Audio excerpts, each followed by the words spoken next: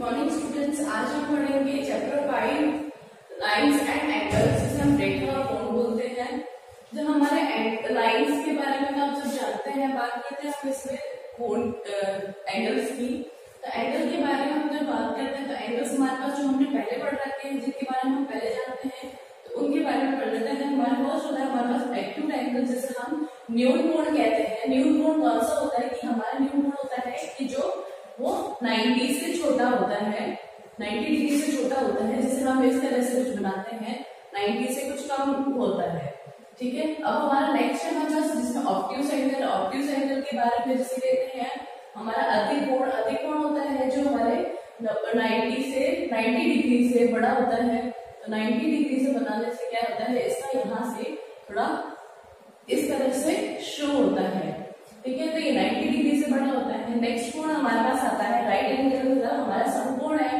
तो right angle क्या होता है, हमारा 90 डिग्री के बराबर होता है। तो ये क्या होता है, 90 डिग्री के बराबर होता है। ये 90 डिग्री का इस तरह से हमारे डायग्राम में शो होता है।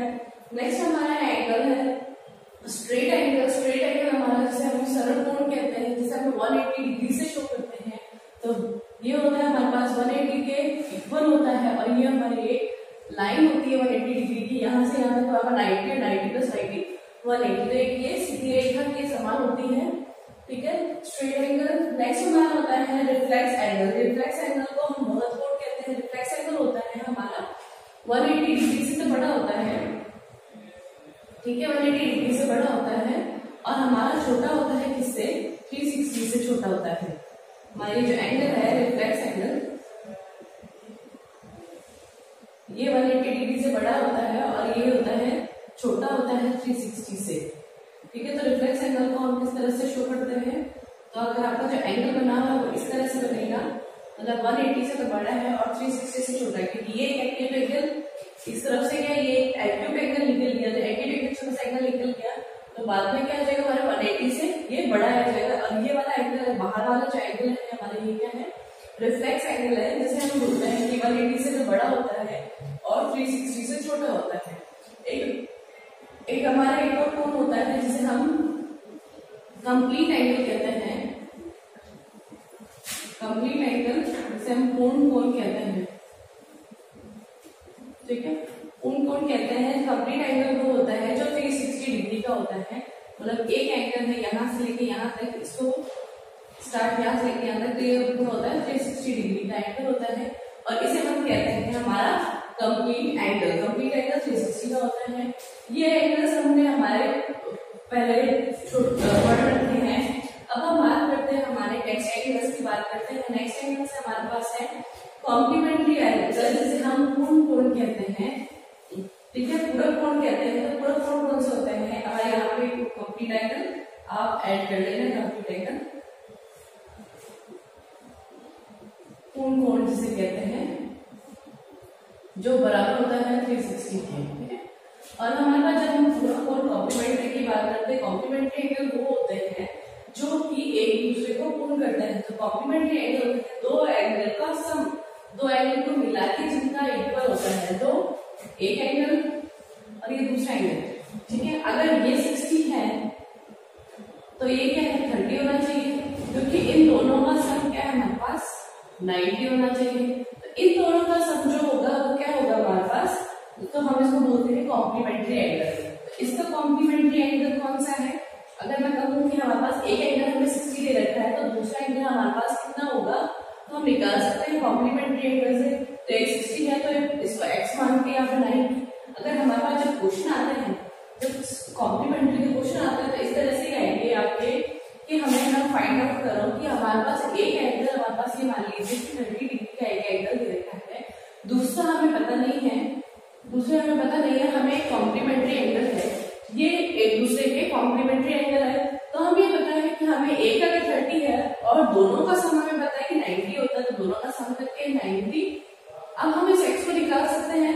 हमने हमारा सिंपल इक्वेशन पढ़ी, तो सिंपल इक्वेशन में क्या होता है, ये यहाँ पे जाके ट्रांसपोज हो जाएगा, तो ये क्या हो जाएगा 90 माइनस 30 कितना हो जाएगा, x is equals to 60 degree. तो हमारा नेक्स्ट जो एंगल आएगा वो 60 का आ जाएगा, और ये हमारा क्या है, इसके कॉम्प्लीमेंट्री एंगल कहलाते हैं। ऐसे एंगल ये होते हैं हमारे पास सम ऑफ टू एंगल, मतलब जो दो एंगल जिनका सम हमारे पास sum of two angle is equals to 90 degree, हमारे पास 90 डिग्री होना चाहिए।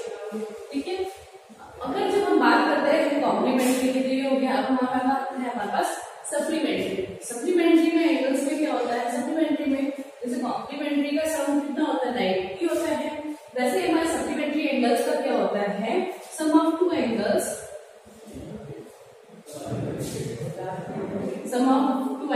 Should be 180 degree. हमारे पास जो एंगल्स का जो सम होगा वो हमारे पास क्या है 180 डिग्री होना ही चाहिए। अगर एक हमारे पास एक ज्यादा है, हमारे पास एक ऑब्ट्यूज एंगल है, जैसे मान लीजिए हमारे पास एक हमारे पास है, ये हमारे पास 120 डिग्री का है, ये 120 डिग्री है, तो 180 करने के लिए मुझे इसमें क्या है, अगर दूसरा एंगल कितना होना चाहिए 60 डिग्री होना चाहिए। ठीक है, तो ये हमारे पास ये क्या है, दोनों का सम है, तो दोनों का सम कितना आ जाएगा हमारे पास 180 डिग्री हो जाएगा। तो ये हमारे पास सप्लीमेंट्री एंगल्स होते हैं।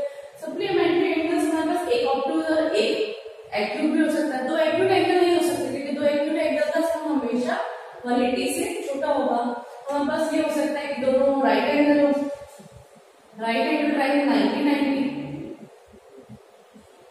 ठीक है, तो हमारे पास एक ऑब्ट्यूज और एक एक्यूट एंगल का सम 180 डिग्री है, 90-90 या 180। दो एक्यूट एंगल्स मिलके कभी भी 180 डिग्री नहीं बनाएंगे, 180 से छोटा ही होगा, और दो ऑब्ट्यूज मिलके 180 से ज्यादा हो जाता है, इसलिए वो नहीं होता है।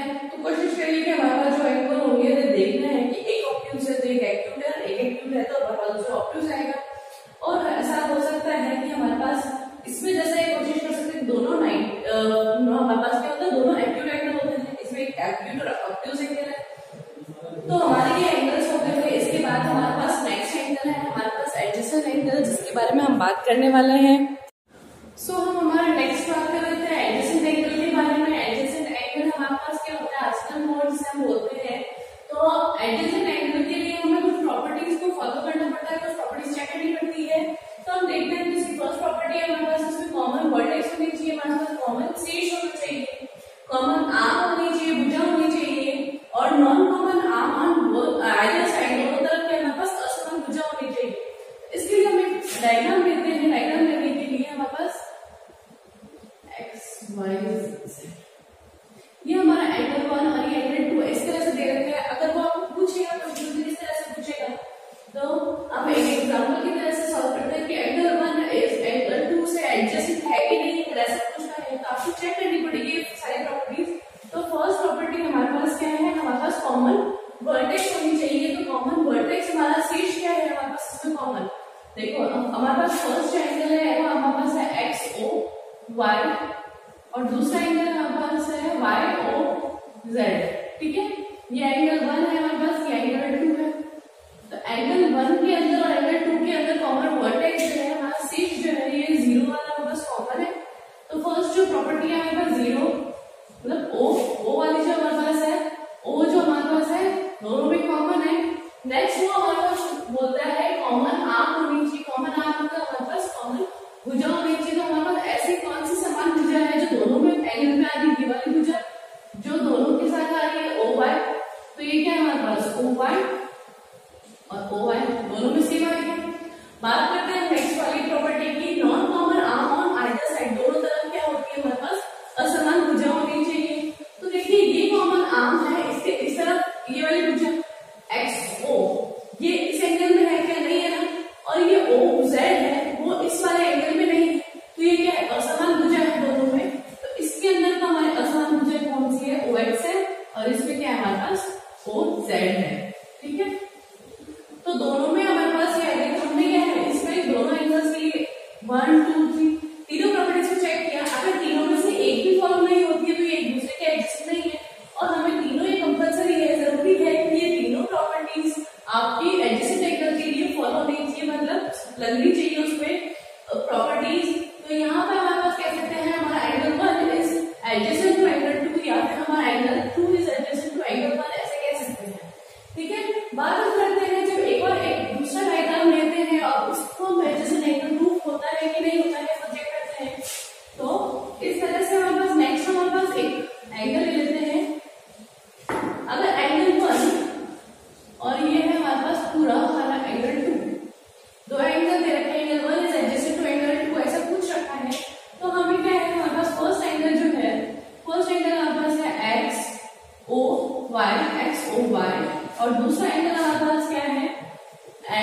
XOZ।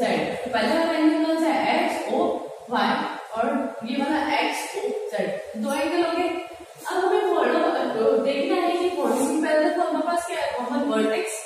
कॉमन वर्टेक्स क्या है? हमारे दोनों में O आ रहा है, XOY में भी और XOZ में भी, दोनों में O आ रहा है, तो दोनों में O क्या है? हमारे पास कॉमन है। ठीक है, नेक्स्ट हमारे पास सेकंड प्रॉपर्टी होगी कॉमन आर्म होनी चाहिए, मतलब दोनों समान भुजा होनी चाहिए।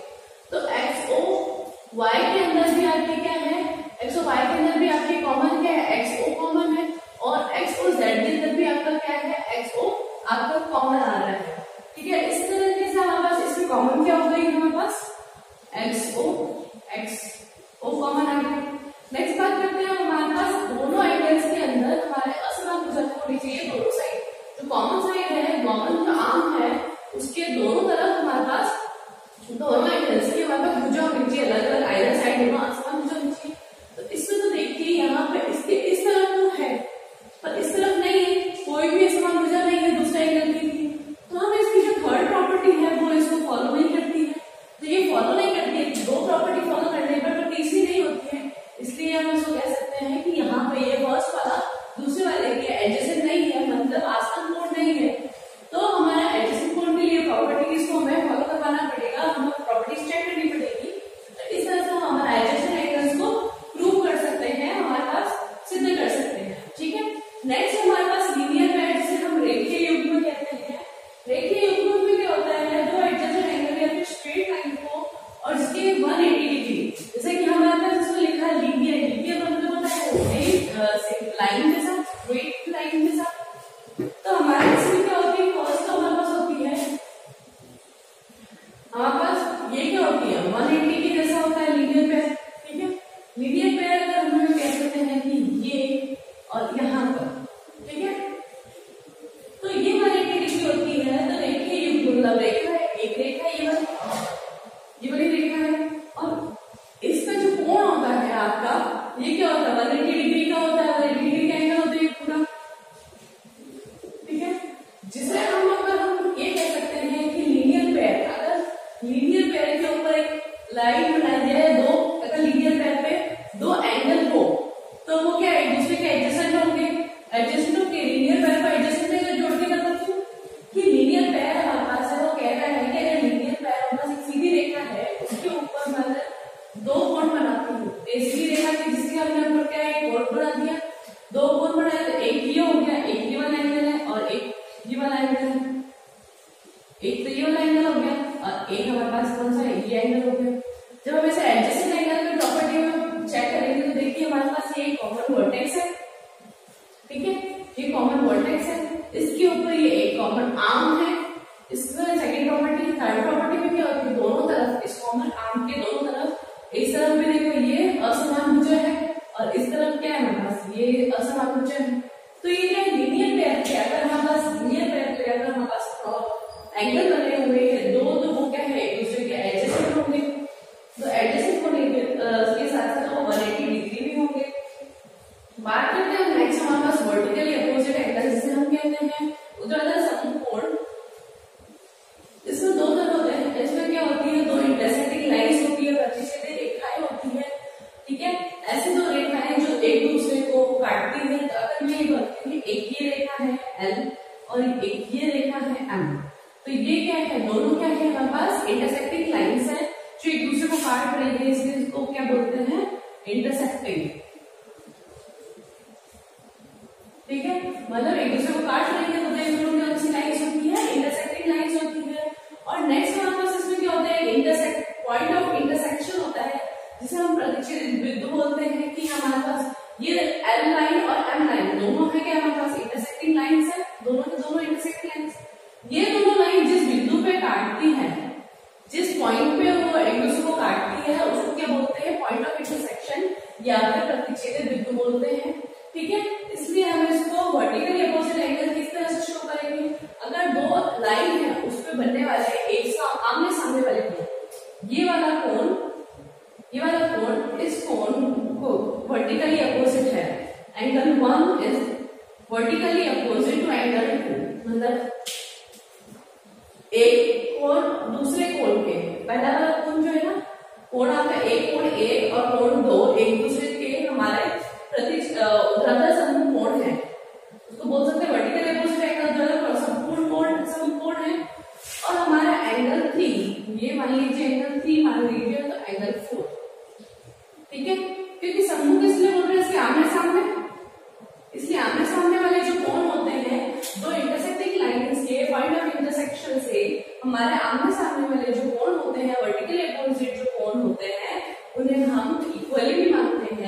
वैसे तो ऊर्ध्वाधर संपूर्ण कोण कहलाते हैं।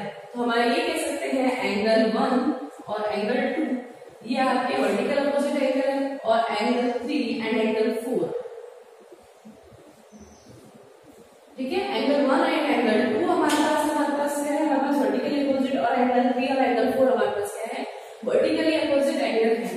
तो हमारे पास वर्टिकली अपोजिट एंगल के लिए दो चीजें होनी चाहिए, दो इंटरसेक्टिंग लाइंस होनी चाहिए, पॉइंट ऑफ इंटरसेक्शन होना चाहिए। इसके बाद हम पढ़ने वाले हैं ट्रांसवर्सल लाइंस के बारे में। तो ट्रांसवर्सल लाइंस क्या होती हैं वो देखेंगे। हमारा नेक्स्ट एंगल है, हमारे पास ट्रांसवर्सल लाइन के बारे में पढ़ लेते हैं। ट्रांसवर्सल लाइन कौन सी होती है, जो ट्रांसवर्सल लाइन वो होती है जो दो रेखाओं को, मतलब दो लाइनों को, अगर आपकी दो लाइन है इस तरह से एल और एम दो लाइन है, ठीक है, कोई सी दो लाइन हो सकती है, उसको एक लाइन काटती है तो उसे ट्रांसवर्सल लाइन बोलते हैं, ठीक है। तो ये वाली जो लाइन है ये आपकी, ये क्या है हमारे पास, ट्रांसवर्सल लाइन।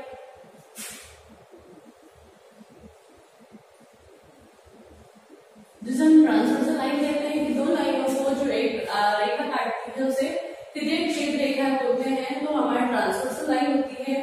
ट्रांसवर्सल लाइन के लिए हम जो एंगल्स बनते हैं ट्रांसवर्सल लाइन से की वजह से जो हमारे जो एंगल बनते हैं वो हम देखते हैं। तो हमारे पास एंगल मेड बाय ट्रांसवर्सल के, अब देखिए यहाँ पे क्या है, एल और एम दो लाइन है और जिसको ट्रांसवर्सल काट रही है, ट्रांसवर्सल नाम लेते हैं, पी लिया। अब हम ये देखेंगे कि हम एंगल्स दे देते हैं 3, ये 4, 5, 6, 7, 8, इससे हमारे 8 एंगल बन रहे हैं दो लाइन्स के अंदर। दो लाइन्स को ट्रांसफर काटती है तो हमारे पास क्या है, एंगल बन रहे हैं 1, angle 2, angle 3, angle 4, angle 5, angle 6, angle 7 और एंगल 8, ठीक है।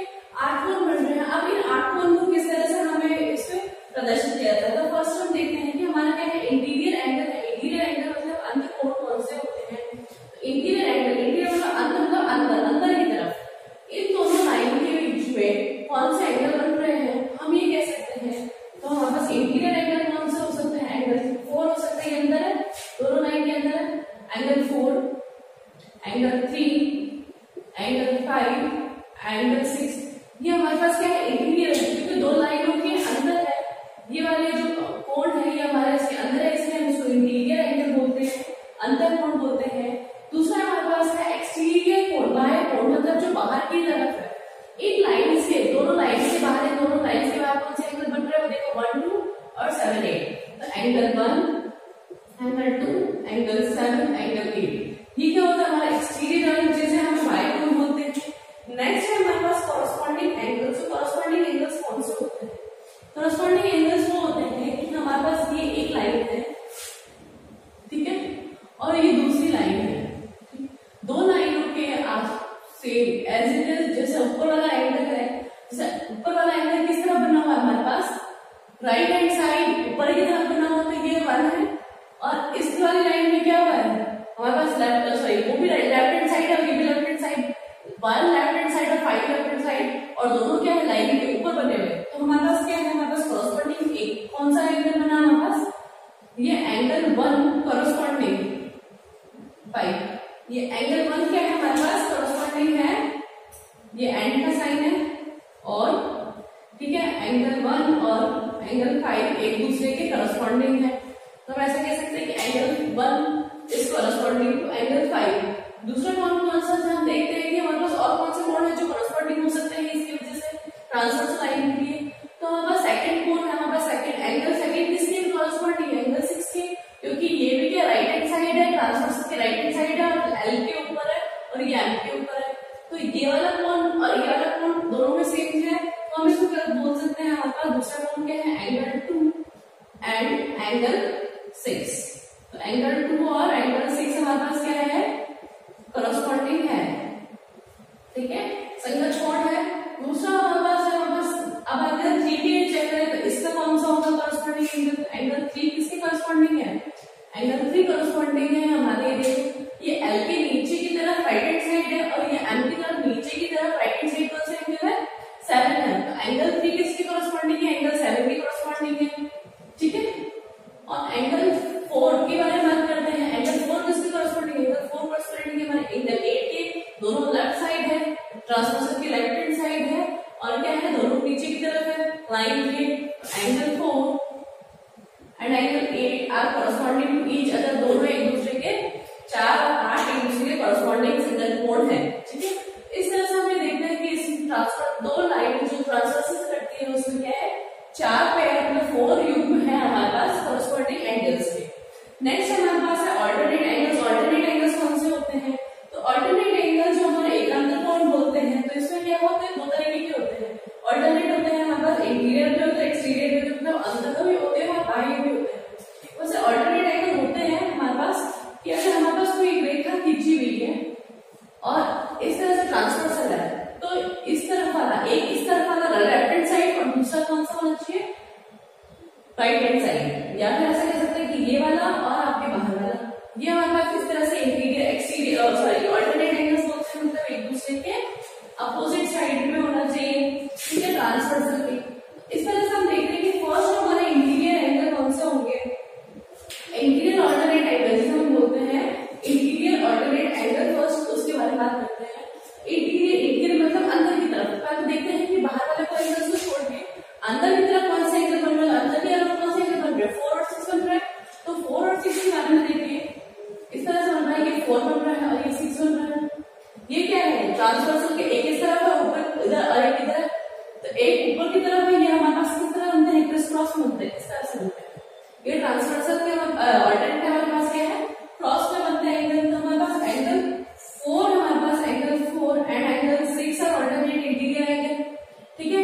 और हमारे पास दूसरा एंगल कौन सा, एंगल 3 और एंगल 5।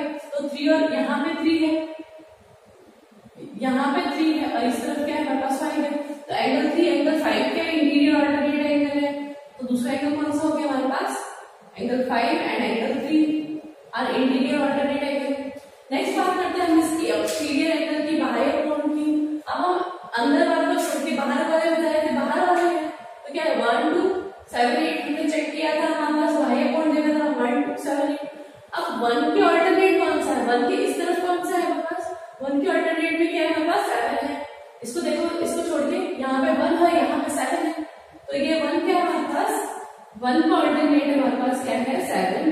और दूसरा कोण हमारे पास कौन सा है 2, 2 का ऑल्टरनेट कौन सा है 8। एंगल 2 एंड एंगल 8 और ऑल्टरनेट एक्सटीरियर ऑल्टरनेट एंगल, ठीक है। इसके बाद हमारे पास ये एंगल्स के बारे में बात हो गई। नेक्स्ट हम बात करेंगे interior angle of some same transversal के सेम साइड में हो, तो उन एंगल्स के बारे में हम बात करते हैं। सो हम नेक्स्ट बात करते हैं हमारे कोण के अंदर, हमारे एंगल्स के अंदर, angles on the same side of transversal. Same side of transversal means जो हमारे जो ट्रांसवर्सल है, दो लाइन से काटने वाली जो रेखा है, रेखा है, उसको हमारे पास सेम साइड मतलब दोनों या तो एंगल्स हमारे पास राइट हैंड साइड होने चाहिए या लेफ्ट हैंड साइड होने चाहिए। मतलब इस ट्रांसवर्सल के हम बात करते हैं, इस ट्रांसवर्सल की जो हमारा लाइन है वो या तो हमारे पास एंगल्स होने चाहिए या हमारे पास लेफ्ट हैंड साइड में होने चाहिए, राइट हैंड साइड के अंदर। और इसके लिए हमारे पास क्या होता है, दो तरीके के होते हैं। एक interior angles on the same side of transversal, मतलब अंदर वाले कोण, जो कि हमारे जो अंदर वाले कोण है हमारे पास क्या है, ये वाले कोण है अंदर वाले, और ऑन द सेम साइड मतलब ट्रांसवर्सल के सेम साइड तो सेम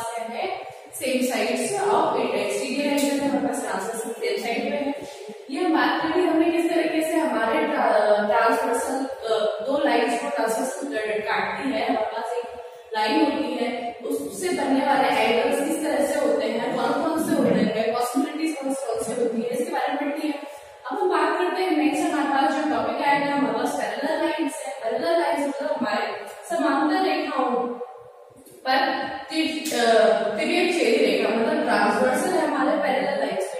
हमारे पास जो लाइंस पहले हमने ली थी वो पैरेलल ही नहीं थी, ये कोई कंपल्सरी नहीं था। अब बात हम करते हैं पैरेलल लाइंस की। मैं ये मान बोलती हूँ कि एल और एम पैरेलल है। पैरेलल लाइंस कौन सी होती है? पैरेलल लाइंस वो लाइन होती है जिनको हम कितना भी स्ट्रेस या कितना भी खींचे कितनी दूर तक, अगर मैं इसको आगे तक एक्सटेंड करती हूँ और भी आगे और उस तरफ भी बढ़ाती हूँ तो ये कभी भी रेखा कितना ही खींच लीजिए आप, ये रेखा कभी भी एक दूसरे को क्या है कट नहीं करेगी, तब तो ये एक दूसरे से पैरेलल है। अगर मैं कहूँ कि ये वाली रेखा इस रेखा के पैरेलल है तो ऐसा नहीं हो सकता, क्योंकि क्या है अगर मैं इस रेखा को आगे खींचूं तो ये क्या है एक दूसरे को कहीं ना कहीं जाके आगे कहीं पे भी जाके वो एक दूसरे को काटती है। तो ये क्या है हमारे पास ये पैरेलल लाइन है। पैरेलल लाइंस वो पैरेलल लाइंस होती हैं जो एक दूसरे को कभी भी नहीं काटती है, कितना भी खींच लो या कितना भी स्ट्रेच करके आप देखें तो। ठीक है, बात अब ये पैरेलल लाइंस की बात हो गई कि क्या होता है पैरेलल लाइंस। अब इनमें हमारे पास जो एंगल हमने पढ़ लिए थे उनको अप्लाई करना है हमारे पास पैरेलल लाइंस की ट्रांसवर्सल। तो हमने फर्स्ट कौन पढ़ा था, हमारे पास कॉरस्पॉन्डिंग एंगल पढ़ा था। तो कॉरस्पॉन्डिंग एंगल हमने क्या देखा था, 1 और 5 था, 2 और 6, 4 and 8, 3 and 7 इस तरह से था। तो हम ये कहते हैं कि ये जो कॉरस्पॉन्डिंग एंगल्स होते हैं, जैसे हमने कहा कि 1 and 5, 2 and 6, 3 and 7, 4 and 8 ये सारे एंगल्स क्या है, ये क्या होता है अगर हमें फर्स्ट एंगल दे रखा है तो एफ एंगल पूछा गया है, तो इसका मतलब है कि हमारे पास क्या होना चाहिए सेम है। और ये करस्पॉन्डिंग एंगल की प्रॉपर्टी यही कहती है कि जो करस्पॉन्डिंग एंगल्स होते हैं वो क्या होते हैं आर सेम, मतलब एक समान होते हैं। ठीक है ना, एक समान होते हैं। तो मैं ये कह सकती हूँ कि angle 1 is equals to angle 5, angle 1 जो है एंगल 5 के बराबर है, angle 2 is equals to angle 6 मतलब 2 एंगल 6 के बराबर है, तीसरा एंगल हमारे 7वें एंगल के बराबर है और फोर्थ वाला एंगल जो हमारे पास क्या है एंगल 8 के बराबर है। हम ऐसे कह सकते हैं। तो हम ये कह सकते हैं कॉरस्पॉन्डिंग एंगल्स क्योंकि पैरेलल लाइंस है, ये प्रॉपर्टी किसकी होती है पैरेलल लाइंस के ट्रांसवर्सल पर। ठीक है, नेक्स्ट बात करते हैं ऑल्टरनेट एंगल। ऑल्टरनेट एंगल के बारे में हमने पढ़ा था। ऑल्टरनेट एंगल कौन से होते हैं जो क्रॉस में होते हैं। ऑल्टरनेट मतलब क्रॉस में होते हैं। जैसे हम मानते हैं ऑल्टरनेट इंटीरियर एंगल के बारे में पढ़ेंगे तो 4 और 6 है, तो ये क्या होता है एंगल 4 और इक्वल्स टू एंगल 6, 4 और 6 बड़े सेम होता है और 3 और 5 इक्वल्स टू 5। ठीक है, ये क्या होता है ये भी सेम होते हैं। ठीक है, तो हमारे पास क्या है एंगल 4 एंगल 6 के बराबर हो जाएगा, एंगल 3 एंगल 7 के बराबर हो जाएगा। इसी तरह एंगल 2 हमारे पास एंगल 8 और एंगल 1 हमारे पास एंगल 7 के बराबर हो जाएगा। तो हम बात करते हैं हमारा नेक्स्ट है हमारे पास इसके अंदर वर्टिकल अपोजिट एंगल की बात कर लेते हैं। वर्टिकल अपोजिट एंगल जैसे मैंने बताया था आपको, वर्टिकल अपोजिट एंगल्स क्या होते हैं, दो लाइंस को काटते हैं उसके पॉइंट ऑफ इंटरसेक्शन होते हैं। अब हम ये मान लेते हैं कि ये हमारे पास ये लाइन नहीं है, हमारे से फर्स्ट लाइन को हम वर्टिकल अपोजिट क्या मान लेते हैं, एंगल 4 एंगल 2 के बराबर है। वर्टिकल अपोजिट एंगल की बात करते हैं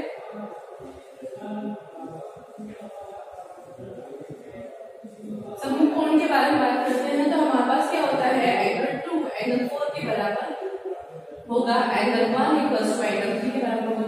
तो हमारे जो वर्टिकली अपोजिट एंगल्स होते हैं वो भी हमारे पास क्या होता है पैरेलल लाइंस में सेम होते हैं। ठीक है, ये भी क्या होता है हमारे पास सेम होते हैं। बात हमने ऐसे ही कर ली। और हमारे पास कौन सा एंगल है, हमारे पास वर्टिकल अपोजिट एंगल के बाद ऑल्टरनेट एंगल की बात कर ली है। हमारे पास interior angle on the same side, हमारे पास जो इंटीरियर एंगल्स होते हैं ट्रांसवर्सल के।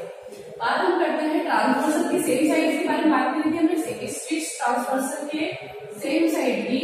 तो हम ये बात करते हैं इसकी सेम साइड से जो हमारे पास क्या है इंटीरियर एंगल के बारे में बात करेंगे।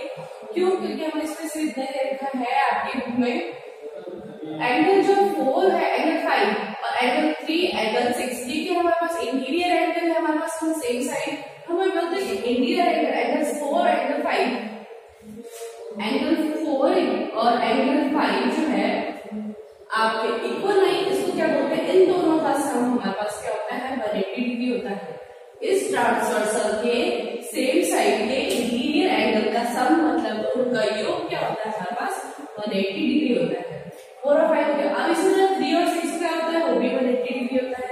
Angle 3 plus angle 6 equals to 180 degree.